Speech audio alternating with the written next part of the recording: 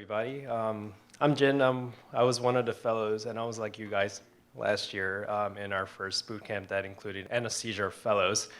So TE for prosthetic valves. I'm going to go real basic for this talk here because I realize that a lot of you guys are either in your first month of training. You did like a couple of months of echo as a resident. I know I did when I was a resident. And as a fellow, you kind of have to like learn a lot really quickly because they expect you to know everything. And also for the cardiac surgery fellows out there, I know you guys are looking at the echo images kind of by memorization, and maybe you guys have seen a couple of pictures, but on top of that, you guys have to learn how to do surgery. So it's very daunting to like learn everything. I can imagine as a surgeon. So echocardiography is more difficult to perform on prosthetic valves versus native valves because there are artificial components of prosthetic valves that ultrasound may not penetrate. So by design, a lot of these valves also have regurgitation, and it's important to differentiate what's normal and what's abnormal. TE is a very powerful diagnostic tool for prosthetic valves. In fact, this is a paper that was written in 2009, and much of my topic is from this paper. And I encourage you guys to go home and download this and read it in its entirety. It's about 45 pages long, so you have a whole year to read this, so you guys should have no excuse after the end of the year. And it's written by a couple of people in our institution, Bill Zogby, and I think I see Miguel Quinones. I've never met them before, but you know, I'm sure I'll meet them. And really, these are the recommendations from the American Society of Echocardiography. So there are 3 scenarios in which you would look at a prosthetic valve, right? One is you're doing a native valve replacement, and after you fix it and you go off pump, you're looking at the valve, and you're going to say, surgeon, it's good or it's bad or whatever. You know, the gradient is, you know, whatever. Other reasons why you would do a echo exam on a prosthetic valve is for patients who have a prosthetic valve and you are doing you're doing unrelated cardiac surgery most of the time. Very rarely do you have those patients that are getting non-cardiac surgery, but for whatever reason, the cardiologist wants you to put down an echo probe and look at it. So, you know, you have that in our practice as well. And finally, you have redo valve surgery, in which you have a diagnosis of a dysfunctional prosthetic valve, and you put down the TE in the operating room to confirm that diagnosis. So we're going to look at some echo images. So this is for you guys who don't know, I've never seen this before, and I've never seen this in real life either. This is a cage ball or Starr-Everts valve, this is. So whenever you're looking at an echo image, you start off with where it is in the body. So this is mid-esophageal, and you say what kind of view it is. So this looks like this is probably a 4-chamber view, although I don't have the actual echo probe in my hands. And you can see the characteristic flow going around the ball during opening, and then as it closes, you can see a whiff of regurgitation. But the classic cage ball echo finding is that there's no washing jet. So what a washing jet is regurgitant jets going, that's made in, that's a function of the valve to make sure that, you know, to decrease the risk of thrombi. So in a cage ball, there's no washing jets. So that's the main thing with that. The tilting disc, there's one big orifice and one small orifice, and flow goes mainly through here, but some through here.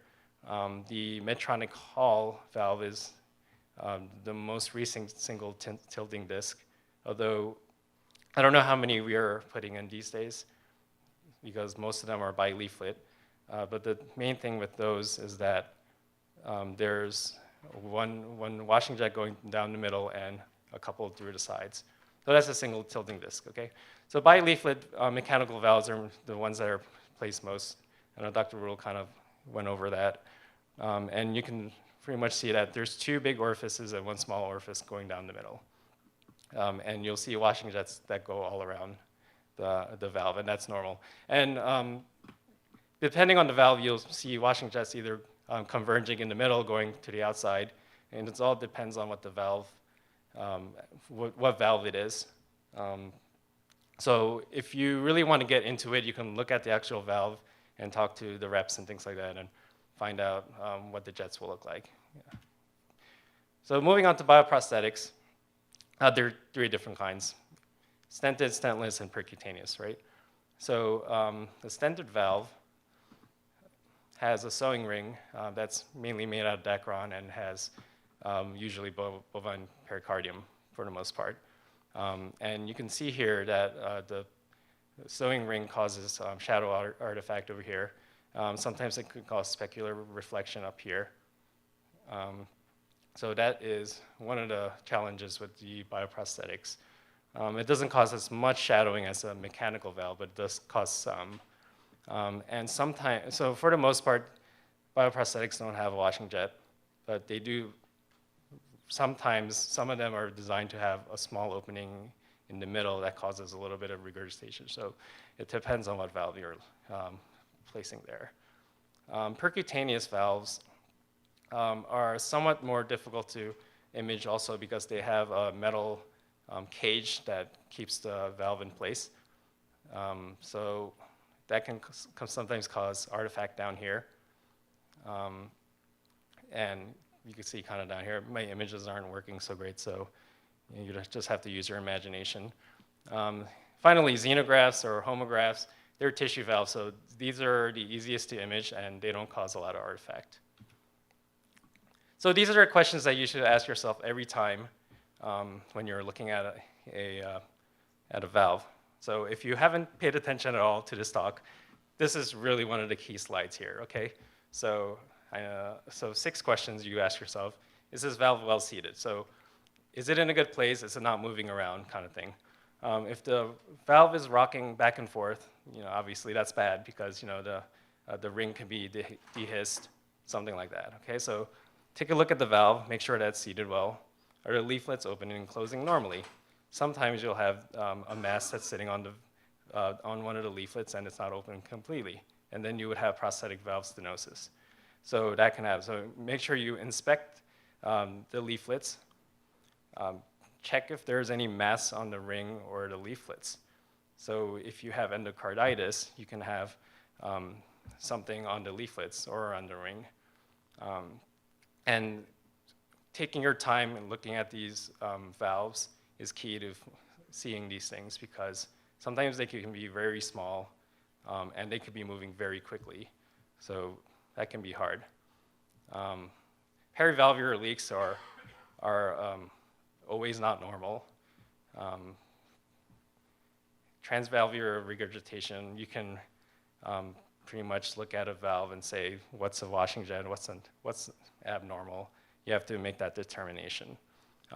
Is there evidence of prosthetic valve stenosis? And what we'll do is that we'll shoot a Doppler through the valve itself and come up with a gradient and effective orifice area, things like that, to make a determination on that. And finally, a good echocardiographer will look at everything else in the heart and make sure that nothing else is involved. So what we have here is, let's just ask ourselves these questions again. So is this valve well seated? Yes, this valve is not moving around, it's kind of staying in place, so that's good. Okay, are the leaflets opening and closing normally? If this picture was going on a loop, you could tell that it's going back and forth and it's being okay. Unfortunately, these slides aren't working so great, so I apologize for that. There's no mass on the sewing ring, so you would take your time looking at everything. There's no paravalvular leak. You can see the washing jets, so there's expected transvalvular regurgitation, and finally you would look at a Doppler and evaluate for stenosis and look at everything else. So on to how to diagnose stenosis. You look at the effective orifice area. How do you calculate that is you get the cross-sectional area of the LVOT and you multiply that by the velocity time integral of the LVOT and you divide that by the velocity through the prosthesis. You can also do what they call a Doppler velocity index, which is the velocity of the LVOT divided by the velocity through the valve. Keep in mind that whenever you are doing a calculation with the cross-sectional area, so if you screw up on your radius at all, you're going to square your mistakes, right? So always keep that in mind when you're doing these things, like effective orifice area, or if you're doing an aortic valve area with the continuity equation, because that's a very easy way to screw up or over or underestimate your areas. So from that paper from 2009, you can see that there are criteria for what's normal, what's possible stenosis, and what's significant stenosis. So peak gradient has peak velocity of greater than 4, mean gradient of 35. If you do a DVI of 0.25, which is pretty easy to remember, because if you do a dimensionless index of the aortic valve, 0.25 is the cutoff for severe, so that's kind of an easy thing to remember. Effective orifice area of 0.8, so it's probably stenosed if you got an EOA of 0.8, and you can look at your acceleration time.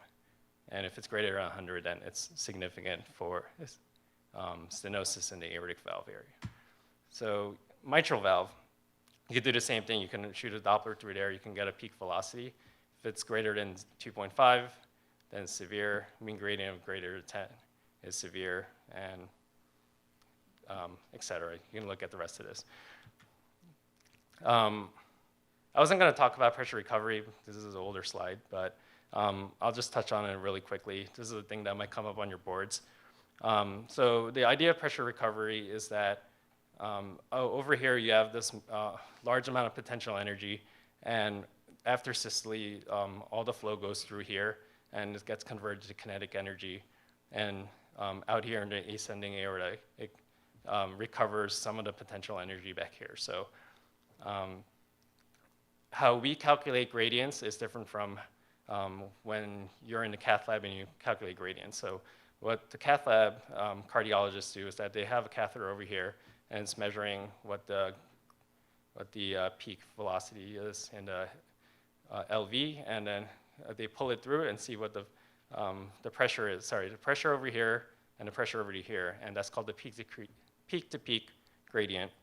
And that's different from what we're doing, which is continuous wave Doppler, and we're checking velocities all along here. So mainly what we're catching is over here, and this is mainly for patients who are getting bileaflet valves, and typically in smaller people, in which you have a large amount of pressure gradient here. So your pressure gradient will be much higher than what they get, and what we're measuring is what we call peak instantaneous gradient, and what they're measuring is peak-to-peak gradient, so that's a little different.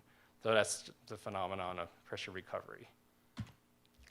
Okay, so like I said before, ultrasound doesn't penetrate metallic or polymeric components of the bioprosthetic and mechanical valves. So that makes it difficult for us. So that's why we have to take our time, look at things in different views and different angles. Okay, so this is a real case that I did. This is a patient that had a mechanical valve that was placed a while back. Came back because had a diagnosis of a ascending aneurysm. So the surgeon asked us, is this valve okay? Do I need to do anything with it? So we put down the echo, we get our views. So there is, obviously this is abnormal, right? This ascending aneurysm looks big. So we'll look at the valve and tell him, if we think that he needs to do something about it. So we'll look at it. This is the mid-esophageal long axis view in 125 degrees. And we put color on, color off, and looked okay. It didn't look like there was any paravalvular leaks that were pathologic. The valve leaflets looked like they were moving okay in the short axis, so that looked okay. We didn't see any masses or anything like that. That looked abnormal. One thing that I want to point out is that, do you know what this number is over here? So this is the frame rate, right? It's 75. And why is the frame rate bigger over there than it is over here? And that's because the sector width is a lot bigger here than it is over here, right? So whenever you are decreasing your sector width, you're increasing your frame rate and therefore increasing your temporal resolution. So just keep that in mind when whenever you're imaging something that's moving very quickly, if you decrease your sector width, then you can see things move in time, and that's what temporal resolution is. So anyway, so with aortic valves, make sure you look at things in different views and different angles, right? So you have the deep transgastric short axis, so this is 0 degrees all the way in the stomach. You're going to have your aortic valve over here. You have your mitral valve over here. And you can see that there's much less shadowing over here, right? Because the sound waves are coming from up here, and they're traveling down over here in a line, right? So that's pretty much how echocardiography works, is that these are basically scan lines over here, or M mode, and it's a bunch of M modes that are just stitched together. So because of that, you're not getting any shadowing until you hit over here. So you can see all the LV over here. And over here, it looks like that there is some regurgitation, but since that's coming from inside of the ring, it's likely to be, or most likely to be, a washing jet. Over there, so it's being okay, so you see that? So you have some washing jets over here, it's coming from inside of the ring. So far it looks okay, right? So we told that to the surgeon. We are gonna ask ourselves, is the valve well seated? Looks okay, the leaflets are moving, opening and closing okay. The mass on the sewing ring, there is no mass, looks like it's okay there. Looks like there's transvalvular regurgitations coming from inside of the ring and not outside, so it's likely to be a normal washing jet with a mechanical valve. Prosthetic valve stenosis, ideally you put a Doppler through there and say that it's normal or abnormal. It was okay. And are there other cardiac structures? So far, looks like everything is okay except for ascending aortic aneurysm. So we told him that was okay. So we opened it up, told us after all of that, we did an ascending, he did this part, look down here, it looks okay, we're opening and closing okay, great. So we left the valve alone and we closed him up and he did very well. So finally, I'll just show you a couple of pictures that look, so abnormal pictures. This is a case that I did also. This is severe aortic stenosis with a native valve. Your pressure gradient is 46. Your max pressure gradient is 77, so that's severe. Keep in mind when you're doing a Doppler measurement, try to be as parallel as you can to flow, because the Doppler equation, if you are off by a little bit, you're multiplying everything by cosine theta, right, your angles, so keep that in mind. And this is a Percival valve that we place. So you see all this like metal alloy over here, that's gonna cause all this reflection down here. So that's what causes it to be a little more difficult, especially in the aortic position, to image these valves, although you can kind of make out that these are the leaflets here, but it's hard to say so, right? You could put color in the short axis and look for a leak. Look, there's a lot of color flow in the middle here, suggesting that there is something abnormal going on. And in the deep transgastric, you can see this is likely the middle. This is the valve itself, but from the outside, there's some leak over here that is the bigger one, and there's probably a little whiff over here of a jet that's a paravalvular leak.